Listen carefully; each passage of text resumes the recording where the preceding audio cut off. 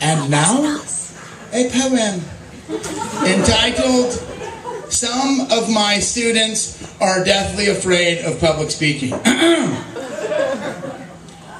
Jerry Seinfeld reminds us that the #1 fear in America is public speaking.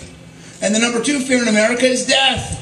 So, if you find yourself at a funeral, most Americans would rather be in the casket than giving the eulogy.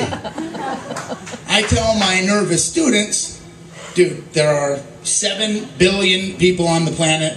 There are 30 of them in this room.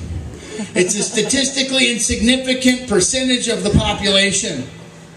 So even if you just fuck it up, you're going to be okay. And you're not going to fuck it up that bad. You're going to miss a line, they're going to say a line, and they're going to tell you, and then you're going to lose 3 points for memorization, and you're going to get a B instead of an A, or maybe you'll get a C. Who cares? It doesn't matter. What matters is you are going to practice, practice, practice, and you are going to look risk in the face, and you are going to call upon your inner warrior, and you are going to recite your poem by God, and we're all going to snap, and you're going to be proud of yourself, which I think is a pretty good pep talk for the nervous kids.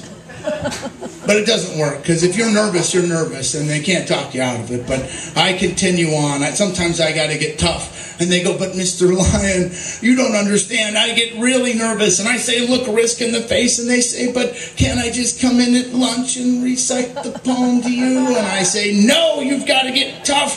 And they go, "But I'm scared." And I say, "Listen, sister. Your brain is making shit up because you don't know what's going to happen, and that's what your brain does. You've convinced yourself that you are going to wake up on the morning of with a tremendous zit, and you're going to be up in front of the class, and everybody's going to be looking at your zit, and then you're going to be and then the handsome boy in the front row, the one you like, because you know he's going to ask you to prom because you told your friend to tell his friend to tell him that you would say yes, and it's been a month, but he's going to do it any day, and he's sitting right there, and he's looking at your zit, and then the taco that you had for lunch kind of does a backflip, and you burp a little bit, you know? It's not a big burp, and you catch it, but there was the tiniest bit of taco. So now the handsome boy has seen you throw up in your mouth a little bit and swallow it back down, and then it's all over. It's not really passing out because you can still hear everybody and you can see everything, but it's like an epileptic seizure. You just kind of start shaking, you know, and you're down on the ground, and you're there, and your bowels release, and you piss yourself, and Mr. Brendan comes in with the defibrillator, crash it, and then the handsome boy, he stands up and he says, "I would never go to prom with you now. What a huge zit." And they come and they medevac you out to the Oakland Children's Hospital, and you have to get a liver transplant, and you're a quadriplegic, and your parents have got to sell the house, and they go bankrupt, and you live underneath the bridge, and they don't have wheelchair access under the bridge, so the rest of your family's under it, and you're right out on the street. And I say, kids, none of that's going to happen.